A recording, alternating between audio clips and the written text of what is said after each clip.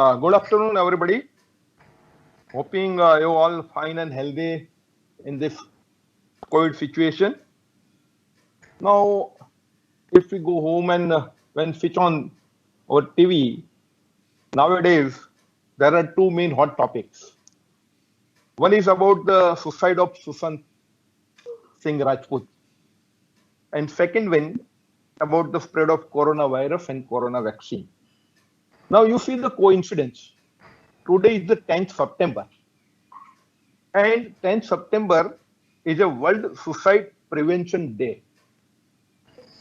So every year, 10th September is observed as a World Suicide Prevention Day. The word prevention also comes in this day also as a part of our preventive medicine. And why it is celebrated? It is every year to raise the awareness to prevent the cause of suicide. So this day is organized by this International Association for Suicide Prevention, and this day is co-sponsored by this WHO.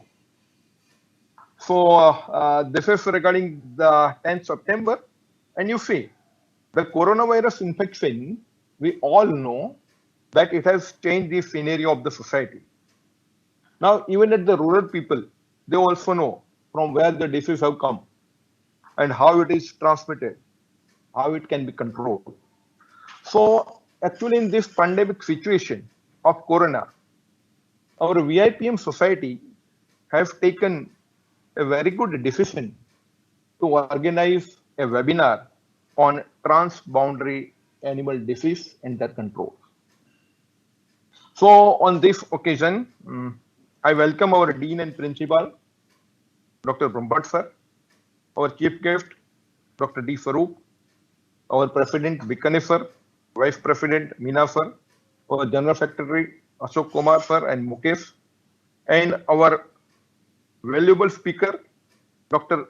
Vivek Kumar Gupta, and at the same time, it is my pleasure to welcome for our knowledge partner, Dr. Nitin Bhatia sir. Now I request Dr. M. N. Brahmbhatt sir, Dean and the chairman of today's webinar to deliver his speech. Dr. Brahmbhatt sir, please. Okay, good afternoon to all. On this occasion of webinar on transboundary animal diseases and their control, as Dr. Rawal has mentioned, in today's scenario, it is the very well decided topic to be discussed through a webinar. At this junction, I welcome the President, Dr. Bikaner, Vice President, Dr. D.S. Meena, General Secretary, Dr. Ashok Kumar, Dr. Mukesh, Dr. Nitin Bhatia, and all the VIPM Executive Committee members. I also welcome the Organizing Secretary, Dr. S.K. Rawal, the Co-Organizing Secretary, Dr. D.B. Sadhu, and all the webinar coordinators and all the participants. Friends, as you know, the transboundary animal disease tends to have the most serious consequences.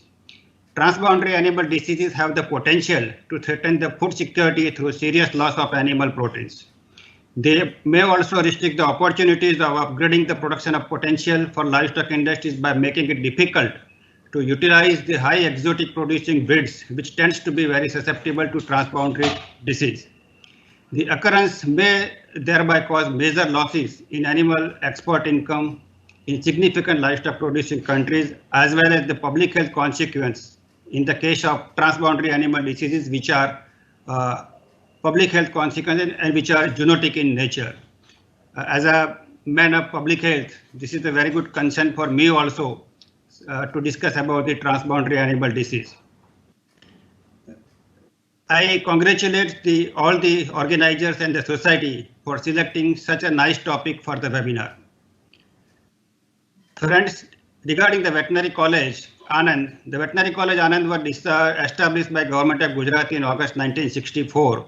It's a very old college, and since May 2004, it is a constituent college of the present Anand Agricultural University. We have excellent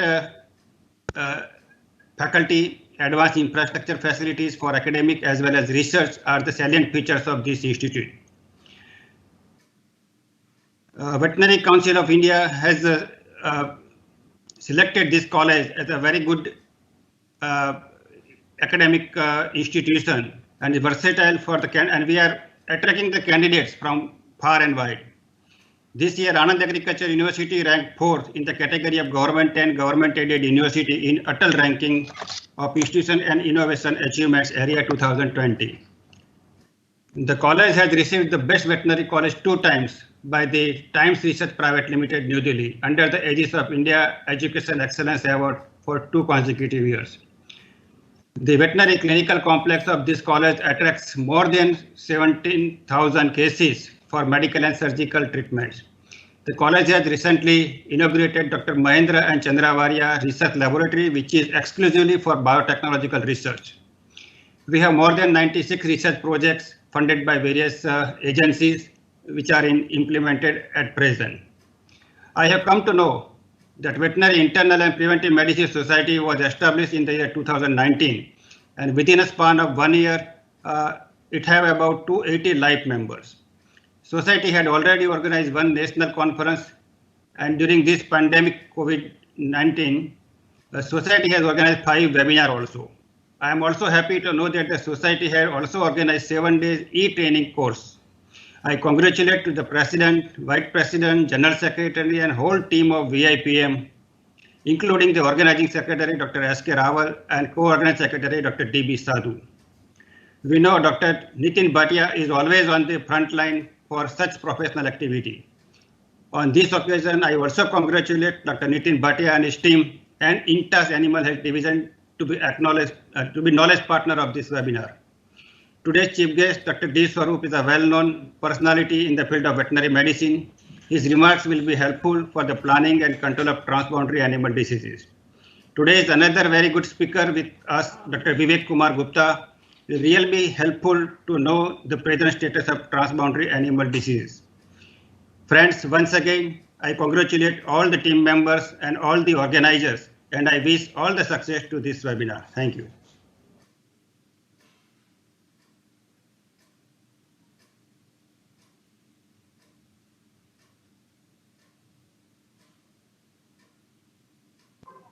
Rawal sir mute है. Yes. So thank you very much, sir. Now our today's chief guest is Dr. Devendra Swarup, and he is the renowned academician, scientist, and animal health expert. As our dean told, he is a very well-known personality in veterinary medicine. Dr. Swarup, he had worked at so many places. He worked as a head of the department at the Division of Veterinary Medicine, IVRI, Ijatnagar. He also worked as a scientist in charge, Center for Wildlife Conservation. Under his leadership, we all know that the CIRG was rated the outstanding ICR institute. Dr. Swarup sir is a pioneer research scientist working in the area of herbal drug. He also worked on this oxidative stress and lead toxicity, and he worked in this ethnoveterinary medicine project and granted 3 patents in herbal research. Such personality was identified by government and other institute also. So he was appointed as a member of different policy planning committee. Some of them member Institute of Advisory Committee of National Veterinary Ayurvedic Research Institute, Government of India, member Expert Committee on Import of Veterinary Drugs, Ministry of Agriculture, Government of India, New Delhi, member of Scientific Advisory Committee of ICMR. And looking to his work, he is awarded Fellow, Indian Association of Advancement of Veterinary Research, Fellow, Society of Toxicology of India, and Fellow, Indian Society of Veterinary Medicine. He has been awarded 6 national and international awards. I have many sweet memories with Dr. Swarup sir when I had taken one training at the IVRI, and when we have organized one seminar of ISVM at Anand. I am lucky enough to invite Dr. Swarup sir for his speech as a chief guest. Dr. Swarup sir, please. Good afternoon, everyone. Dear friends, at the outset, I thank the organizers, the office bearer of this society for giving me an opportunity to open this session, which is on a very important topic and to be delivered by a very capable person. I know him personally, and I will speak a little about Dr. Gupta after some time. But as far as this webinar is concerned, it is an important topic, as has been pointed out by the Dean, Dr. Brahmbhatt. In fact, transboundary diseases are the talk of the day. And once we are facing the worst crisis ever the humanity has faced in the centuries, this COVID-19 problem, we think again how transboundary animal diseases are important for the humanity. They have the tremendous capacity to transmit from one place to another within now you can say within hours, and they are highly contagious. And one of this condition we are facing, SARS, the coronavirus, is one among the zoonotic condition which can be classified as the transboundary animal disease. We know that 2/3 of the emerging infectious diseases are zoonosis, and they have link either to wild animal or animals. In recently emerging trend, if you see, most of them like Ebola, SARS virus, and this coronavirus even, they all are having the link with the wild animals or wildlife or animals. Now, how to contain these problem, not only for today's, but for the future also. That is our main concern, and how best we are prepared for this.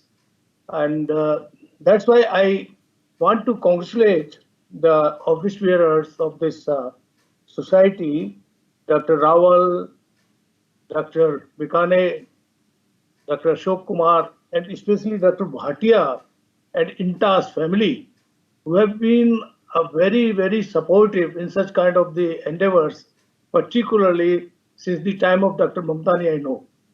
Since 1980s rather, we have a patronage from the INTAS.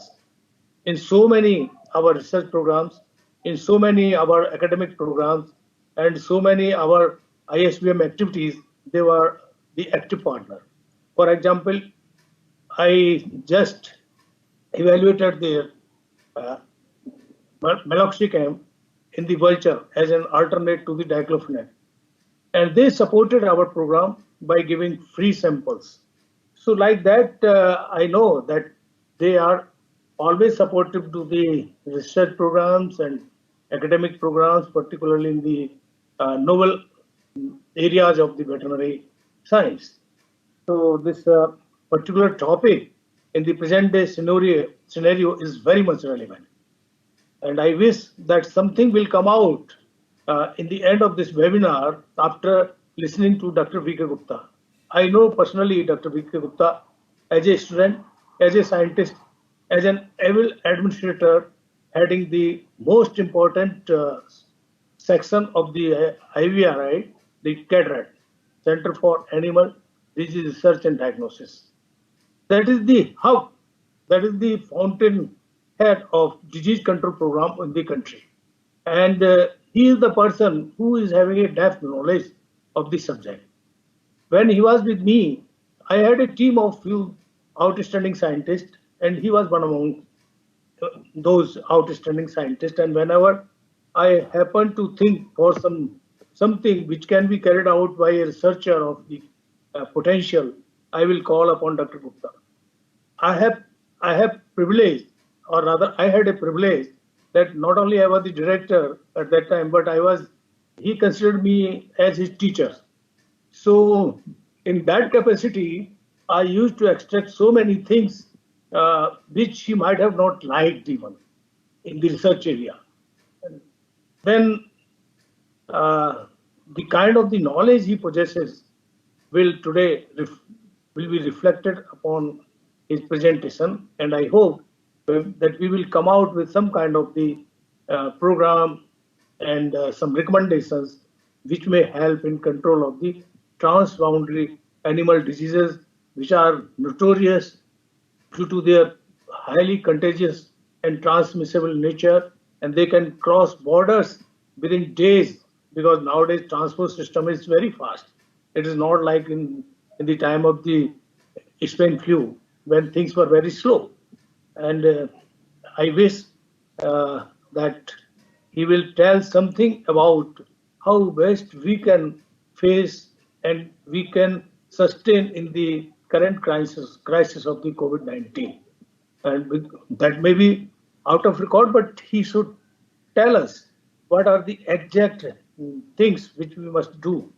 So with this, I am sorry that I am not visible to you because my this laptop is having some trouble, and I will try to get another laptop which is being used by my son right now. So then I will be visible, and I will love to listen Dr. Gupta, and not coming between you and Dr. Gupta. I request Dr. Rawal to proceed further on this webinar. Thank you very much. And once again, my sincere thanks to the Society of Spheres, Dr. Rawal, Dr. Brahmbhatt, and Dr. Ashok Kumar, Dr. Bhatia, for giving me a chance to have chat with all my old colleagues, particularly Dr. Gupta. And thank you, Dr. Gupta, that you have agreed to deliver this lecture. Please I hand over to Dr. Rawal. Thank you, sir. Thank you, sir, for sparing your valuable time and encouraging us. Sir, our today's speaker, as Farooq sir told, that it is Dr. Vivek Kumar Gupta. Dr. Gupta had graduated from the Veterinary College, Mathura, and he did his MVSc and PhD from a well-known institute, that is IVRI, Ijatnagar. And he also done his postdoc from University of Wisconsin, Madison, US. And presently, he is having a responsibility to act as a joint director, Center for Animal Disease Research and Diagnosis at IVRI, Ijatnagar. He is involved in the diagnosis of animal disease and welfare. Dr. Gupta sir is having the experience of 28 years, a wide experience. And in past, he had also worked as a project coordinator in these two projects. One is this All India Network Program of Blue Tongue, and project coordinator of All India Network Program of HS. And one important project that is also going to be started under his leadership, that is the All India Network Program on One Health. He is a good teacher also. Being in the research, he is also a good teacher, and he had guided 6 PhD students and 21 MVSc students, and he had published more than 93 articles at national and international journals. But if you see the area of interest of Gupta sir, that is the development of new vaccine, especially for brucellosis also, vaccine delivery system, diagnosis, host pathogen interaction, antimicrobial resistance, pathogen infection, and the major important part, that is the epidemiology of the animal disease and disease control strategies. They are the areas of this Gupta sir. So now I request Dr. Vivek Kumar Gupta to deliver his lecture, sir. Dr. Vivek Kumar Gupta, sir. Am I audible, sir? Oh, yes. Yes, yes. The most respected Dr. Sarup sir, my esteemed teacher when I was student in IVRI, and my ex-boss, and I always have the privilege to his blessings all the time. Thank you, sir, for good words for me. Dr. Brahmbhatt sir, the Dean and Principal Veterinary College, Anand. Dr. Rawal, I always found a smiling face, Dr. Rawal, and when you, just to see him, you will feel lively. Dr. A.U. Bekhane Sahab, the President of VIPM. Dr. Ashok Kumar, my colleague, I celebrate association with him of 35 years. He is the General Secretary of VIPM. And the knowledge partner, Dr. Nitin Bhatia ji, was always in the forefront. I have seen in most of the places where there is something knowledge has to be distributed. As a corporate man, he is always in the forefront to be shared in the knowledge distribution. I congratulate all the INTAS team members who have been the part of this great initiative by VIPM. When Dr. Ashok contacted me that we are planning to have a webinar on that, and I found that you can deliver in this particular topic, I immediately agree because he has been my senior also. So in my Mathura Veterinary College, you have no right to refuse your senior's order. Otherwise, you have to be a third button. So that's I immediately agreed. Okay, sir, I will be there, and I will. So should I start my presentation, Dr. Rawal? Yes, sir. Please go ahead, sir. So I have to first share the desktop. Yeah. And oh, it has come. Yes, sir. Full screen. Yeah, full screen. So everybody is seeing it, huh? Yeah, all live, sir. Okay, thank you. So, my dear colleagues, what I am going to speak is already been the topic has already been described. Friends, just to make a preface of the entire talk, let us discuss what exactly the global scenario is on today. You see that today the world is having 6 billion people, and more than that. And you will find that out of 6 billion, 2.8 billion people are thrive on the less than $2 per day. And out of this 1.2 billion on the less than $1 per day. And you will surprise to know that by 2025, there will 2 more billion people will be added to this population. And 90% of these people will be in the developing countries. So that is a big worries. You know, when you talk of these 90%, 97% people in developing countries, at the same time, you also must be seeing that the more and more developing countries are lifting more and more people from below poverty line to above poverty line. So on an estimate, it is said that by the FAO that in the next 15 to 20 years, the demand of livestock product is considerably going to double because the more consumption in the developing countries and countries which are just below the developing countries. You can say the aspirational countries. And more and more people will shift from cereal-based diet to the diet which are based on proteins. So a kind of revolution that is called livestock revolution is bound to happen. And on an estimate which FAO given last year, but now this year has become the corona infected. So what they estimated that the 60% of meat and 52% of milk will be consumed in developing countries only. When you see the champion and the head of all the animal disease, that is organization called OIE, is having a member countries about 178. And out of these 178 countries, you will find there are 52 countries are in Africa, 30 are in Americas, is in North and South, and Asia, Far East and Oceania, there are 36 countries, and Europe 53 and Middle East 20. So these out of 178 countries, all are having a similar three important problems. You can say them that the major challenges. One of the most important challenges is the risk of transboundary animal diseases. After the infection of this ingress of the corona, everybody knows what actually impact of transboundary diseases. The second important is antimicrobial resistance, and third is a food and feed safety. Because today's topic is the first one, so I will be restrict myself to this one only. Friend, you must have seen this picture many times, and you must have found that the livestock scenario in the country, you must have seen there is a 4.6% growth over the last census. But what I feel this picture is not that rosy. If you compare it with the 2007 census, we are at loss. Had it barely there was not been a goat or sheep, we would have actually in the minus in the comparison to 7. So in 10 years period, we actually not grown actually. We have almost stagnated, or in some cases we have down. So why it is happening? The major all of these are the disease, not objectively the transboundary diseases, which we are not able to control. Friends, whenever we talk listen to talk from any politician and regarding the agriculture, especially agrarian country like us, they always talk of the inclusive growth.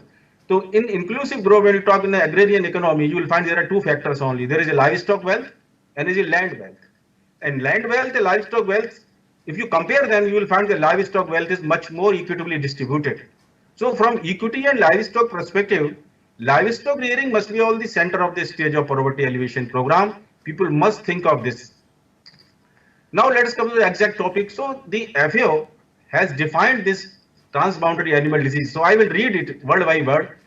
Those diseases with an essential impact on the economy, trade, and or food security of a group of countries, which can be easily spread to other countries, reaching epidemic proportions, and that require control and eradication cooperation between different nations. So this is not a headache of a one country where diseases come. Everybody around that has to be alert. These diseases cause a high morbidity and mortality in susceptible animal populations and causing serious socio-economic and possibly public health consequences. And their economic importance, this is a major constraint where everybody has to worry about that. So I will not need to focus on that. There are no dearth of pathogen every day. I could see the CDC report from USA, and you will find that 1 million of viruses are waiting somewhere to enter in the arena of the human, unless they had been disturbed. The corona is one of the bright example, you can say. And I don't know. Sometimes I feel myself. I tell my student whether we are lucky or unlucky to see such kind of pandemics, because people say it happened in 1920 only, and 1920 we were not there. So I think we will be fortunate to tell our next generation we have seen what actually the pandemic is. So out of these diseases, the 61% that Dr. Swarup also mentioned, they are zoonotic in nature. Friends, what actually the real impact of these transboundary animal diseases? As World Bank has estimated that these TADs have cost worldwide more than $200 billion per year. How? Due to loss of trade, tourism, tax, food safety, public health, and the revenues which government got. As a whole, if you see the pests and the animal diseases cause total loss of 40% throughout the world. Especially most of the losses are in the third world countries where the infrastructure is not that strong. So globalization of food and feed trade facilitated, they liberalize the world. Sometimes we say we are actually what is a one village, but these consequences also comes together with this one village. So this slide I have taken from somewhere from internet resource. If you see exactly the rough losses, just to have your mindset to fix on that area, how important they are. If you could remember the bovine spongiform encephalitis in 1966, 96, 97, then foot and mouth, 2002. Foot and mouth is a disease, if you can recall in 2002, those pictures or burning carcasses from United Kingdom, UK, and you will find that that time 2002 the parliamentary election in the UK was due and it was postponed because of that particular transboundary disease, that is the foot and mouth, which later proved that it came from the Netherlands through their truck trial. And like that only the BSC to SARS, China, Hong Kong, Singapore, Canada, 30-50 billion. Whenever you see the economy of these diseases, you will find the losses are in billions, not in millions, billions and billions. So I can tell you some names like H5N1 avian influenza. In worldwide, it was a real pandemic. Then H1N1, MERS, etc. I will touch every disease later. So let us classify broadly how we can classify transboundary animal diseases. Broadly, you can classify them in two parts: there is zoonosis and what are the emerging diseases. And zoonosis, they may be of two types. One is a synthetic, means they have some sylvatic cycle, and another kind of the neglected. The classical example of neglected is the brucellosis. Means it is around us, but we are not that aware actually. We are focusing on the vaccination and everything, but this is a neglected zoonosis. And another kind is emerging. There are a lot of emerging diseases are coming, which are really posing threats, and they may be exanthropoic, where the human intervention is there.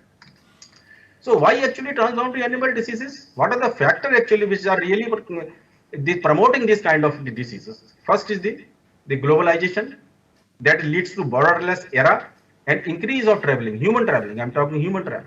If a person is infected, you go to some other country, he sneezes or defecate, on why many methods he can spread the disease.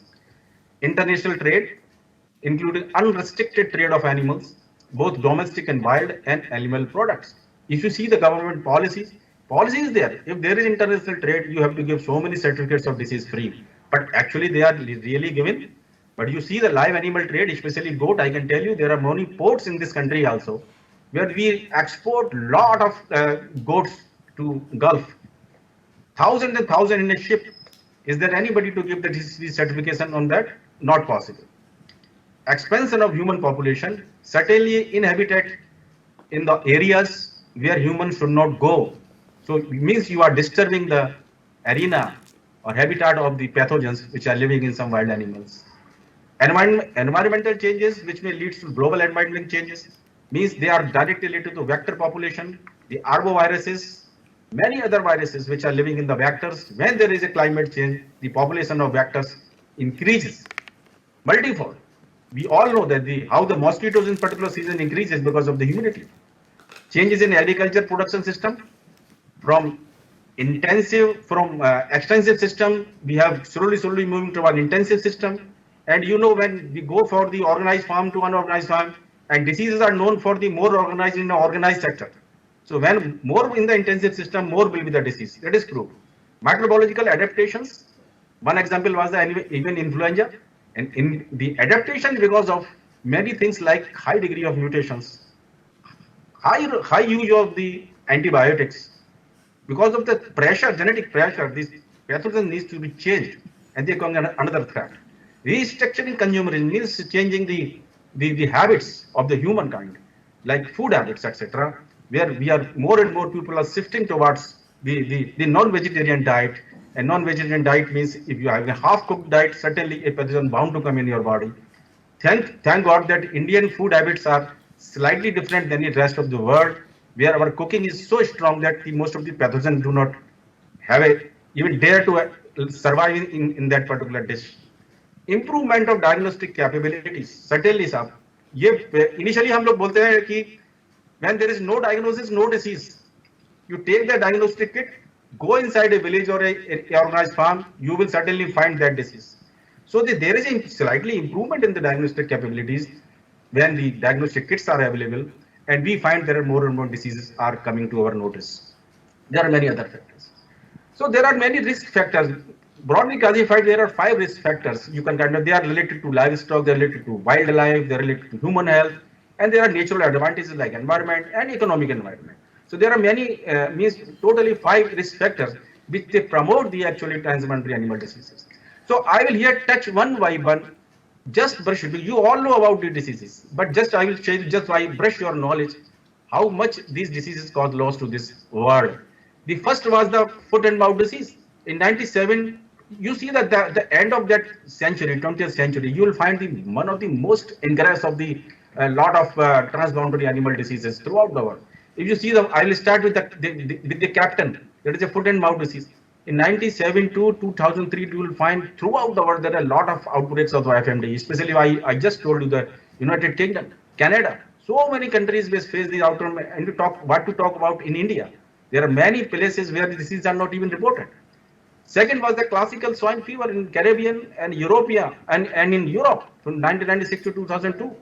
Rinderpest in the Somali ecosystem. Though India is now free and the IVRE has a greater role in getting eradication of this rinderpest. In 2001, the Somali ecosystem, people say the 70% of the cattle population are erased because of the rinderpest. Then PPR, we all know in 1989, first time when it was reported and it was mistook as a rinderpest in goat. But later it was identified. No, it is a different virus. Though it is a morbidly virus, but different virus. So in India and Bangladesh, this disease causes havoc. CVPP, that was in African islands like Zambia, Angola, Namibia, Eritrea. Huge loss of the cattle because of this disease. There was no even trade was almost stopped. Rift Valley fever in Arabian Peninsula. Highly pathogenic avian influenza virus throughout 10 Asian countries. India was one of them. So these are the classical major outbreaks. I will just tell you what exactly their impact is. If you talk about the FMD, I need not to mention much more about it. This is one of the most trade sensitive disease globally. You want to trade in animal, you have to give a FMD certification. But surprisingly, most of the countries which are the member of the OIE, they are lacking in FMD-free certification. So now new strategy has come. You can declare some zones. You suppose the zonal freedom. So if you want to purchase animals, you search the zones of in particular country where you can purchase the animals. We have our campus there in Bangalore. We exclusively work on FMD. And you will find for testing the vaccines, we need seronegative animals for FMD. We procured 120 animals, buffalo calves, but sir, for your kind surprise, out of 127 animals will find only seronegative. They were not vaccinated. So that is a situation. Most contagious in nature, the ability to spread long distances. It has been proved that this virus can travel 62 miles through air. Existence of carrier animal, once animal is infected, it will remain infected lifelong. You can isolate virus from the oropharyngeal swab anytime from these animals. 7 serotypes, we all know, but the problem is that they does not protect against each other. Even within serotypes, their strains, they do not protect with each other. The country has an earlier program was started in 1980s, but the program was not focused, actually, especially localized in the southern part of the country. Then through vaccination, it was undertaken during the last 25 years. And now it has come with a clear policy, and it was decided that by the end of 2020, we will be able to create certain FMD-free zones. But this year has become having different problems. So probably I do not know whether by the December we have some 2 or 3 FMD-free zones in the country or no, but I don't know. But now the last year, our Prime Minister has declared a program that is National Control Program of FMD and brucellosis. So whole country will be covered with through vaccinations, and this is a very ambitious program where it's costing 14,000 crore rupees. So where every animal has to be tagged and has to be given a vaccine, FMD, and in cow food vaccination for brucellosis. So this is a kind of a roadmap where this FMD program. Next is the BPR. Devastating to the region spread by live goat trade. The main effect is to trade live goats, and if your flock, if your area once infected with PPR, you are out of the trade. If you want to export your animals, you cannot unless you say that our region is free from PPR. So this is a major hurdle. But there is an effective vaccine if it is given. CVPP. India is free from CVPP, but is still living in the African continent. But for my kind surprise, I received calls from the field veterinarians many times. Sir, our cattle is suffering from CVPP. I asked them, how come you say the CVPP is eradicated from the country? But exactly those cases belongs to HS, because they are doing vaccination for HS, and HS is appearing, so they can't say it is HS. So I have a lot of education to those people, but certainly this is not worry for India, especially African island. This has been a great problem still, and may be misused for many of the communities as well from those countries. If the CVP is reported, a more efficacious vaccine is needed for this disease, though very old diseases, but the impact is very new. Rift Valley fever, 10-20 years back, I could found a report from southern part of the India. The Rift Valley fever was reported by in the IBJ journal, but that was a first and last report. This is an important disease of the sheep. If you want to export the sheep, this disease has been taken as a rare disease, and you have to get it vaccinated for that. And OI recommendation is that if animal is not showing any symptom of the Rift Valley fever, still certain countries use this disease for trade ban. Especially if you see recently the China and Turkey in the changed geopolitical environment, they banned the imported skins from some countries, especially South Africa. Bluetongue, located through the southern part of the country, especially 3 southern states like Karnataka, Tamil Nadu is the worst affected, and Kerala, and certain part of the, you can say, the Maharashtra. But this disease is not found in northern part of the country, but zero prevalence is there, and it is a mainly disease of sheep. But for international trade, this is one of the flagged disease. If you are not free from Bluetongue, you are not allowed to do any trade. So problem is they have 30 different serotypes. But now with the most important 5 serotypes has been taken out. A multivalent vaccine has been created through All India Network Program of Bluetongue. I happen to be the project coordinator for that.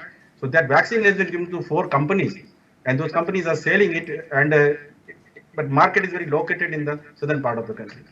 Goatpox, sheeppox, need not to say, Dr. Ashok knows very much. We have seen in the field. When this disease entered in the country through Bangladesh or wherever, I do not know, the Jharkhand state lost its 70% goat population. 70%.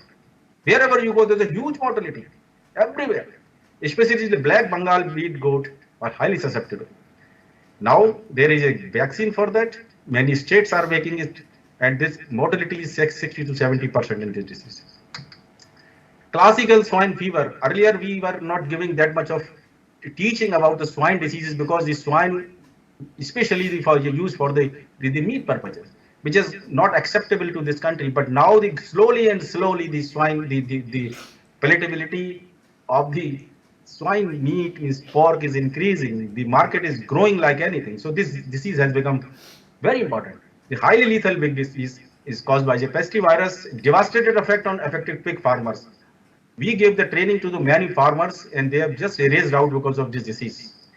There are major region for trade bans, but the region currently produces the export for very little pork.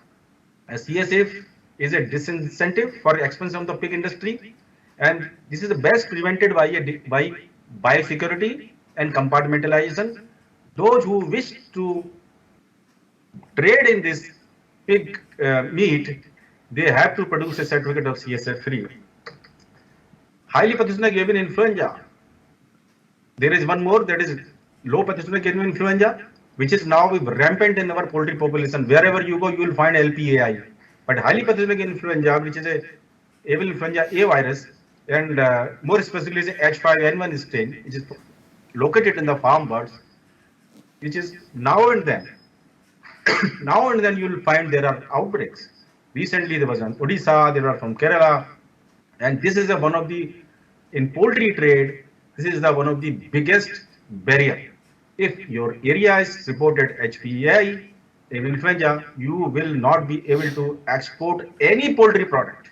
What to talk about eggs only. But now the recent policy of OI is that these actually, if you are in a poultry industry and want to export chicken meat, then you give the high temperature treatment.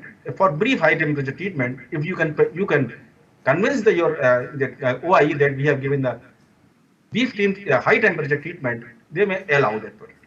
H5N1, actually the reservoirs are not much there in India, but the wild birds who used to come and 2-3 months in the winter session to the country, they bring sometime new HPI strain. It happened in Delhi Zoo also in 2-3 years back. I personally attended that, and there are in Jaipur also, the many places the wild birds brought Newcastle disease. And another very important is, but in the since last 2 years there is no outbreaks are reported from NDV. But this is another major barrier for international trade.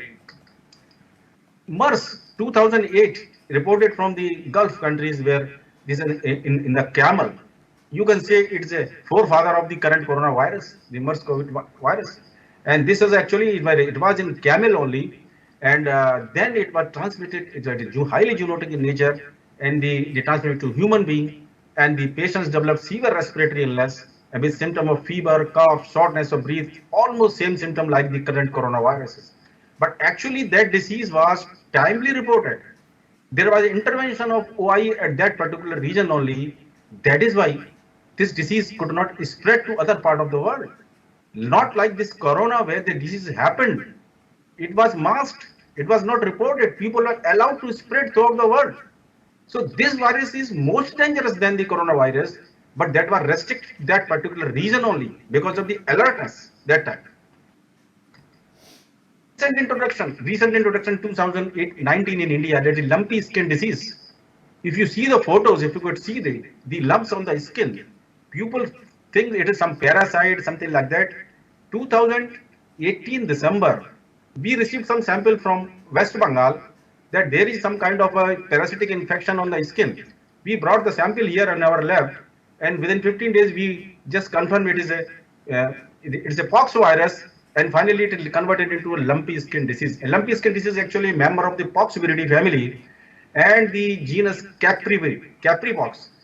So the virus which is causing pox in goats, this is the brother of that virus. Recent introduction 2019 February, we confirm it, and then from there West Bengal, this disease is spread throughout the eastern border of the country, from West Bengal to Jharkhand to Odisha. Then now it is reported from MP, Chhattisgarh. Very recently, last month, the Balrampur Gaushala near Lucknow, Uttar Pradesh, this disease has been, we confirmed it's a lumpy skin disease. So now the government is alerted.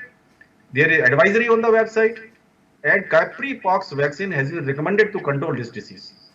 What is the problem in that? In this is there is damage to hides. Those who are in cattle trade, they are severely affected. The mortality is not at all there unless there is some kind of a some wounds or infections are there. Otherwise, animal will not die. So LSD is spreading in Middle East and may become feared disease for trading partners because we are not actually in this particular beef trade. African swine fever, a recent entrant. Amid the COVID-19 pandemic, this country has faced the eastern border of the country, our India.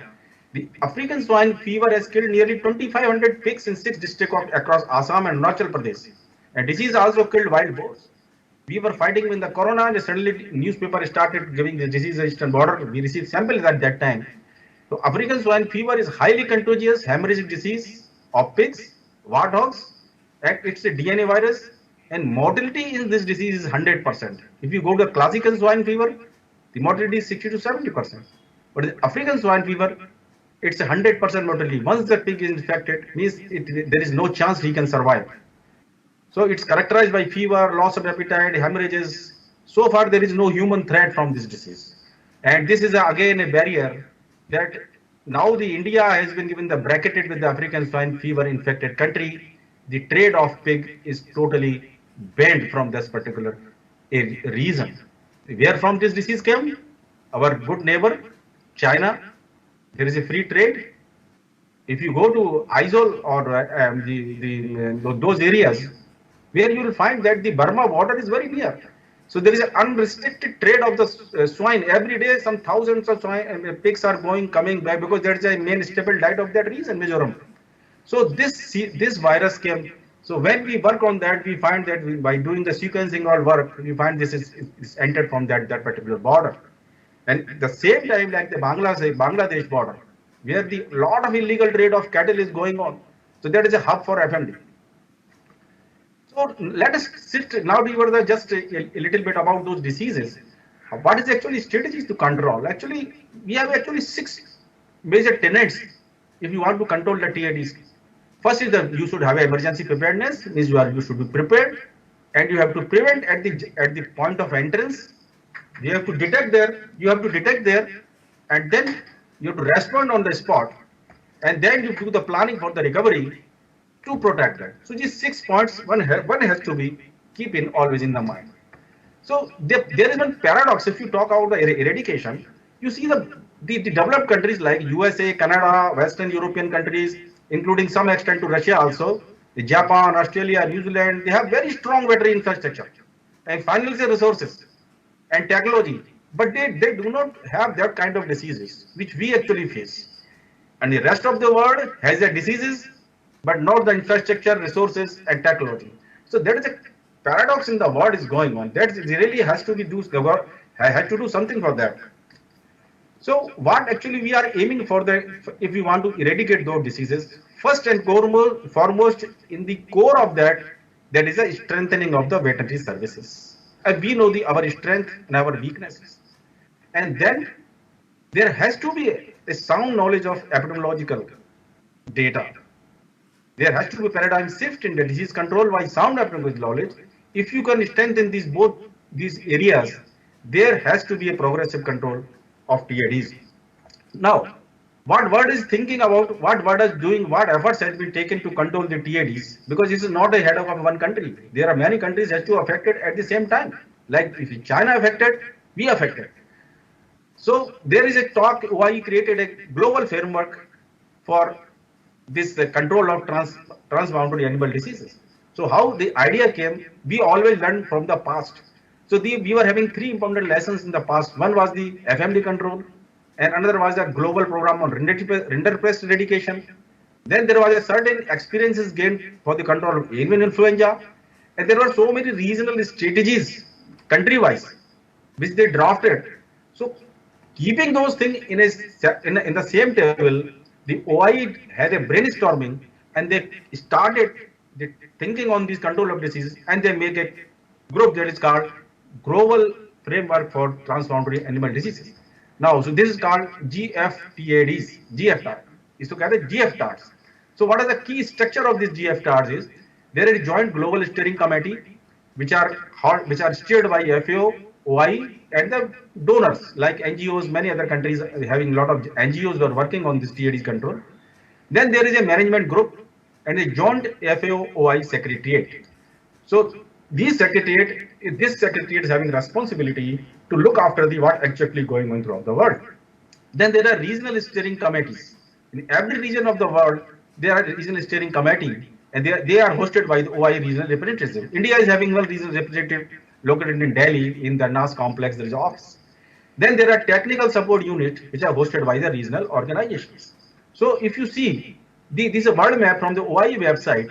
You see the OI set up their regional support units throughout the world. You see, if especially in the area which we live in like East Asia or this area, African, they have more offices. But throughout the world has been covered.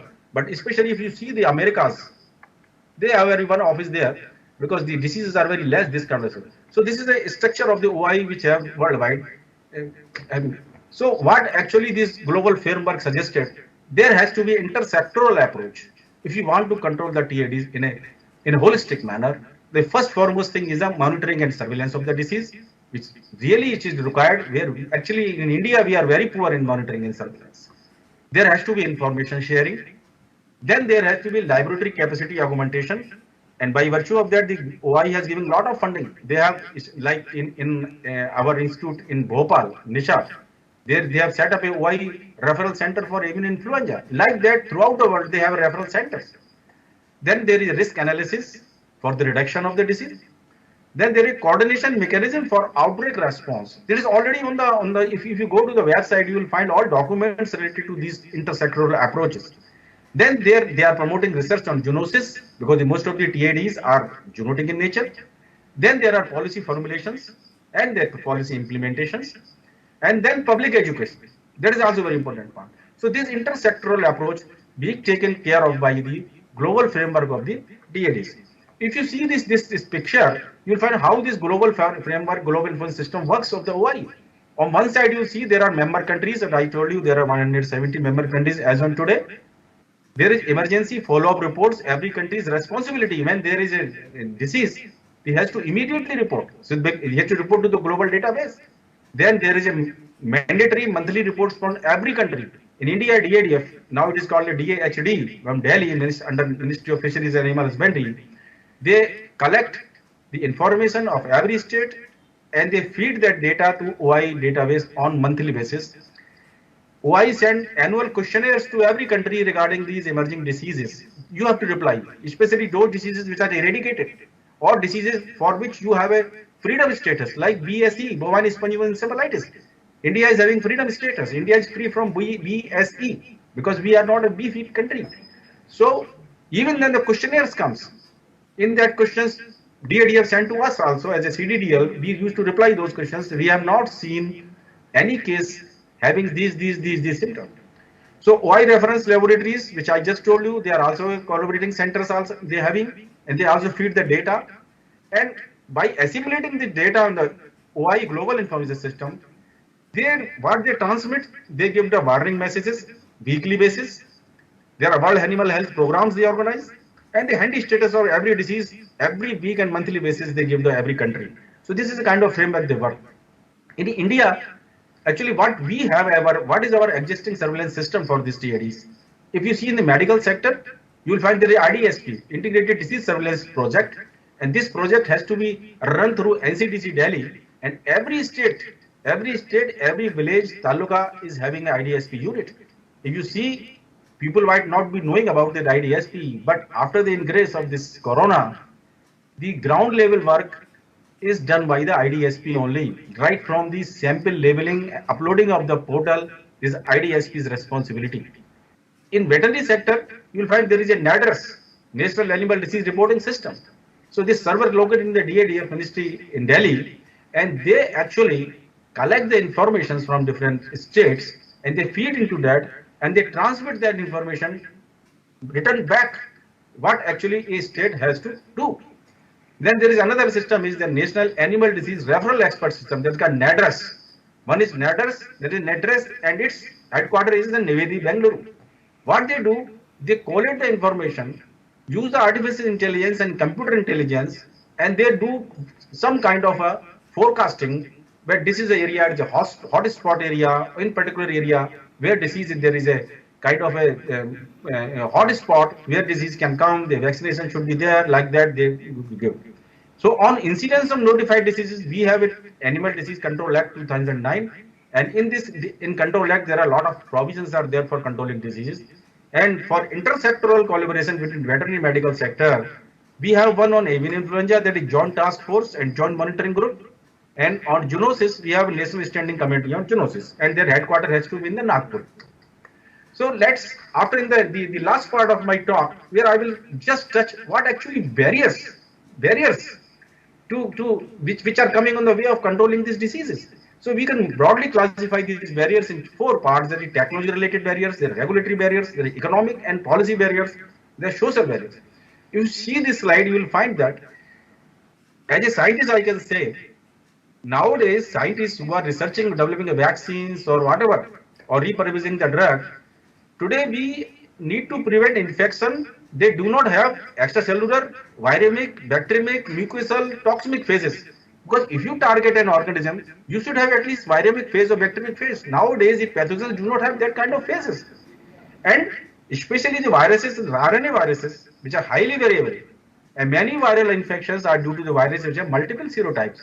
So that is a problem. The main problem is because of these RNA viruses, especially if you see in our veterinary science, the FMD virus, blue tongue virus, and influenza virus.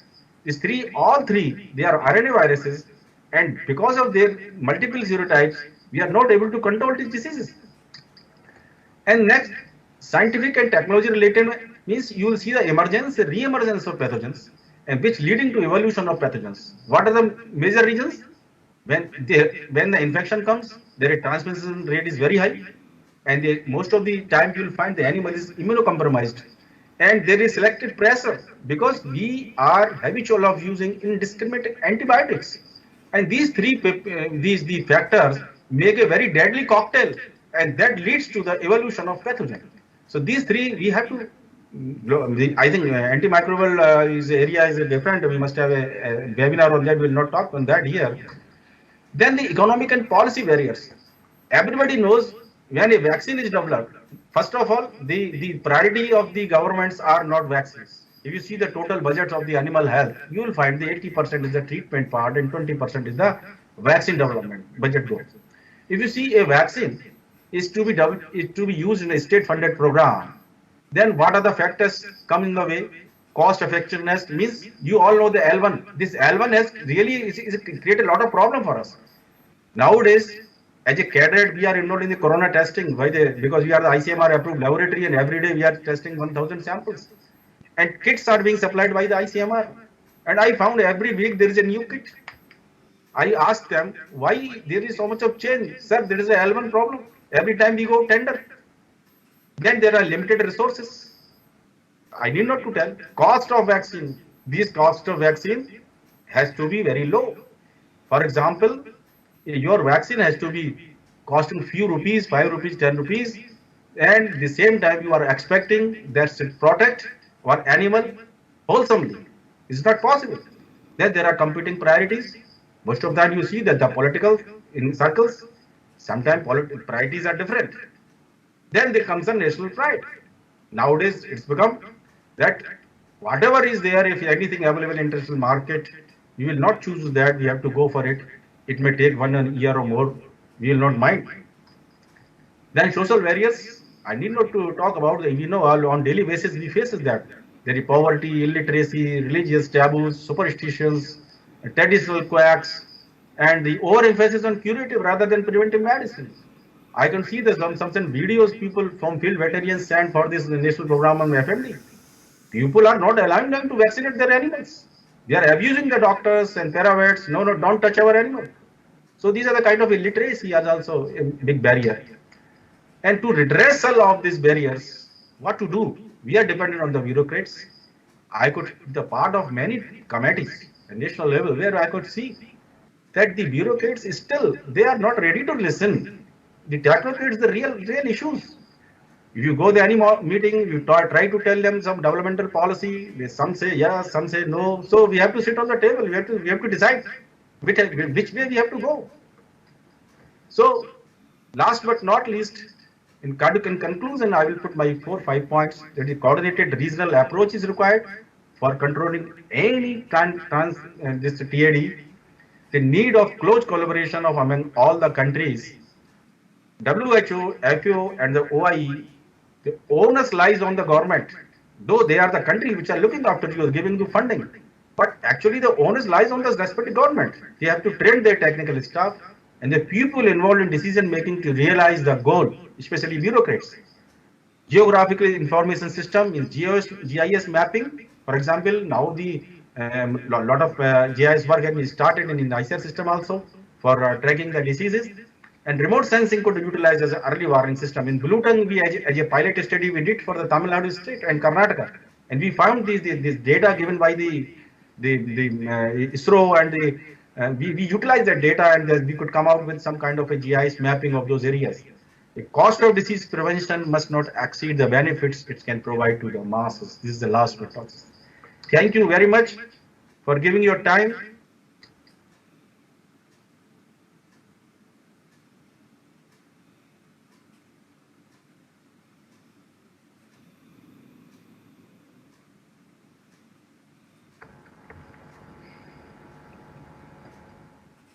I think presentation is over, sir, from my side. Sir, Dr. Swaroop, sir, आप unmute करिए, sir, please. Oh, wonderful, Dr. Gupta. Excellent presentation.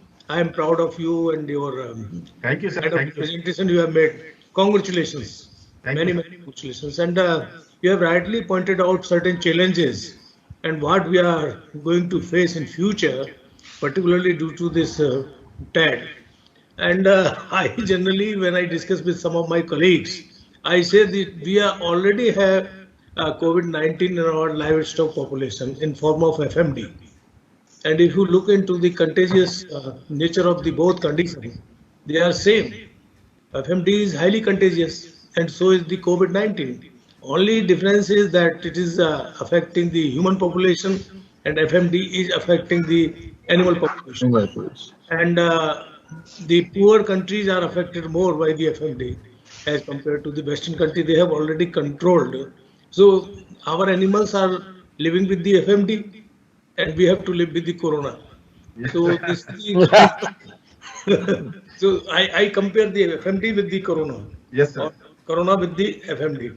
Yes. So the one important point you have brought into the notice of the people, that trade barriers and how we can support the vaccination programs and how we can eliminate or eradicate the conditions like FMD.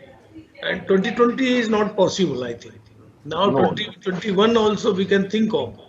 But vaccination, intensive vaccination program need to be supported by the proper financial funding from the government of India.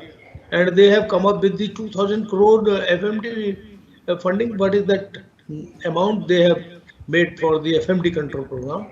14,000 crores are for FMD plus brucellosis. 20,000 crore. Yeah. 20,000 crore for FMD and PPR both. Yeah, total, sir. FMD and NADCP. Actually, this program is an NADCP which are announced by Prime Minister. It includes only FMD and brucellosis, sir. Two only. And what about PPR? Because there was in the parliament discussion on the PPR also. Reference Sir, of there PPR. is separate program for PPR and other diseases, but in this program, National Control Program, only 2 diseases are taken. Okay. So thank you once again for a very excellent presentation. And thank you, Dr. Ashok and Dr. Rawal Sahab and Dr. Vikane, to bringing such an excellent orator for this webinar. And I think there may be some more questions. Yeah.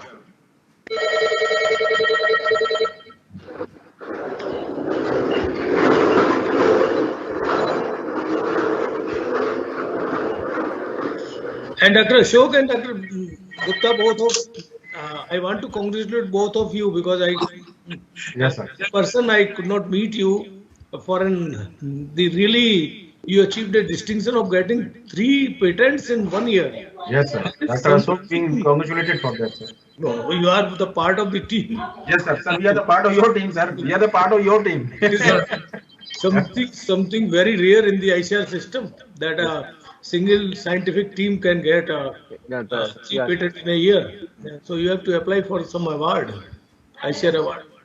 Yes, sir. Okay, thank you very much, sir, for very kind words. Actually, your leadership encourages us for going for ahead in patent filing, and really we achieved this target also. Thank you very much. Okay, thank you, dear. So thank you, Dr. Rawal sir. Yeah, thank you. Thank you very much, sir. Thank you. Thank you. I think now they will be having some questions from this participants. Dr. Sadhu. Thank you, Rawal sir. Thank you, Dr. Veer Kumar Gupta sir. Yeah, you have given nice, excellent presentation about the transboundary animal disease. There are some questions from the audience. One question from the Dr. Dheeraj Ji. What are the major problems faced while controlling transboundary animal disease? Major problems? Faced while controlling transboundary animal disease. See, where the first and foremost is the monitoring and surveillance. At the point of entry, this is the biggest problem with us. At the time, see, when we lost 400, 500 pigs, 2,500 pigs in Assam and Arunachal Pradesh. Only then we come to know some diseases come. So that's the biggest problem. The border surveillance is exactly what is the really required. Okay, thank you, sir. One more question from Dr. Vanu Nayak. Can we predict the transboundary disease through modern information technology? Yeah, my answer is yes.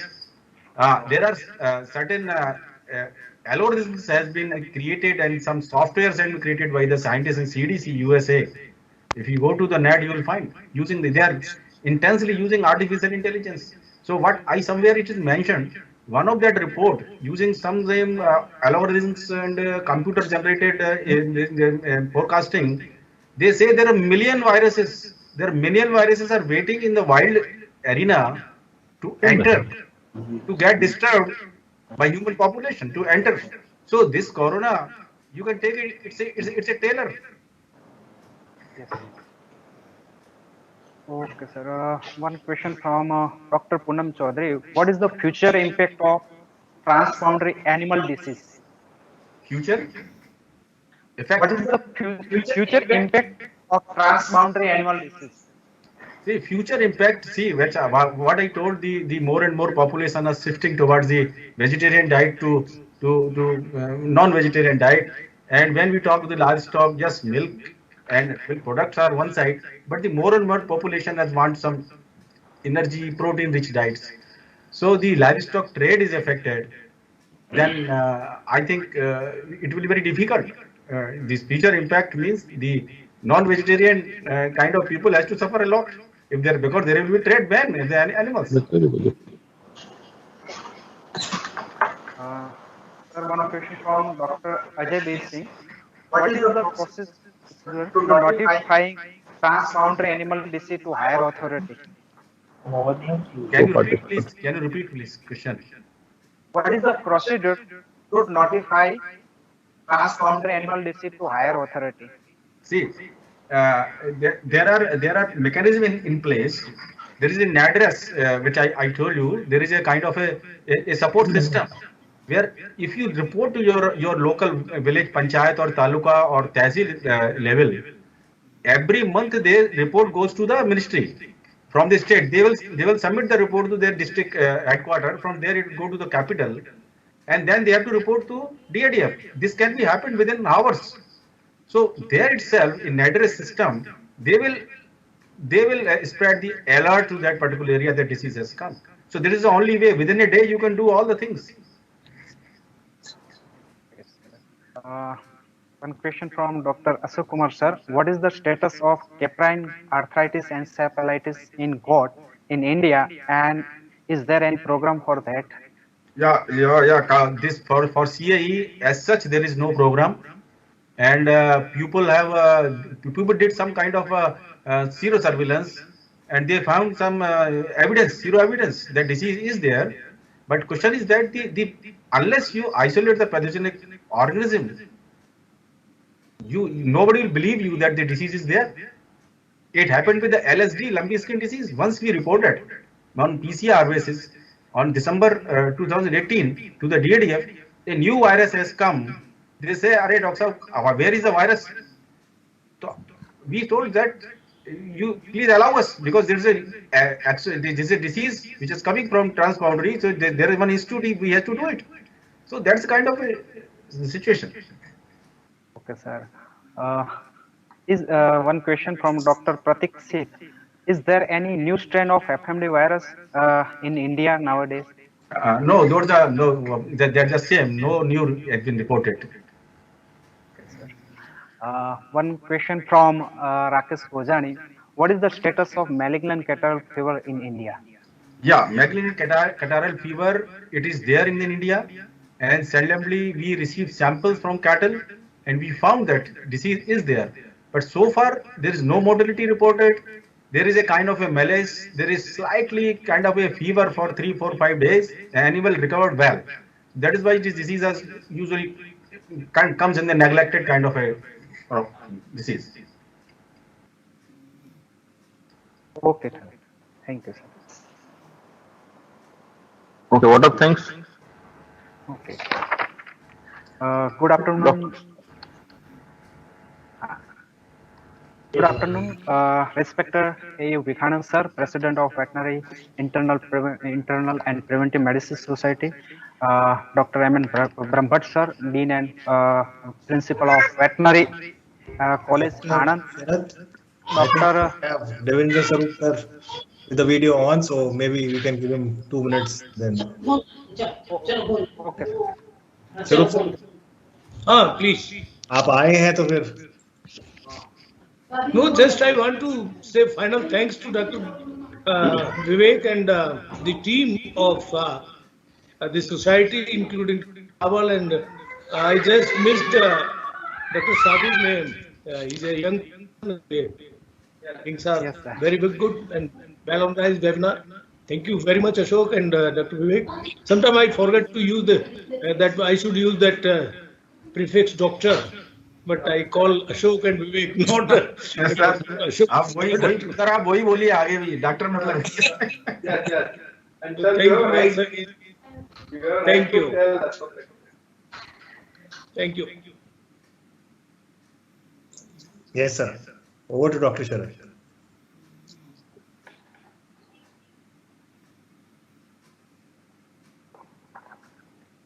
Yeah, Dr. Sandhu, please go on. Thank you, sir. Good afternoon, respected President of Veterinary Internal Preventive Medicine Society, Dr. U. Vikhanand sir, Dean and Principal of Veterinary College, Anand, Dr. M.N. Brahmbhatt sir, Dr. Swarup sir, Chief Guest of today's webinar, Dr. Vivek Gupta sir, Speaker of today's webinar, and all participants. It's my pleasure to propose a vote of thanks for this webinar. I extend my sincere vote of thanks to Dr. Dr. A. Vikhani sir, the President of VIPM Society, Dr. D.S. Meena sir, Vice President of the VIPM Society, Dr. Ashok Kumar sir, the General Secretary of VIPM Society, and other members of VIPM Society for giving the permission to organize this webinar by the Department of Veterinary Medicine, Veterinary College, Anand. I would like to thank Dr. M.N. Brahmbhatt sir, Dean and Principal of our Veterinary College, for enthusiastic support to organize today's webinar.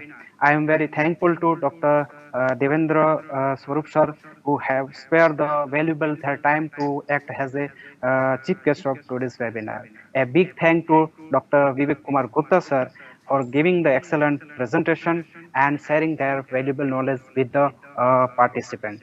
Sir, we are really enlightened with your knowledge and presence. on behalf of PIPM Society, I mention the deep sincere appreciation for your easy explanation about the transboundary animal disease and their control. I am also very grateful to Dr. Nitin Bhatia sir and his team from the Intas Animal Health for being a knowledge partner of today's webinar and for smooth conduction of this webinar.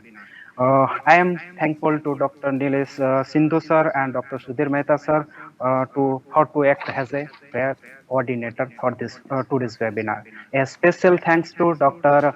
Mukesh Srivastav sir for the constant follow-up of this webinar and support for this webinar.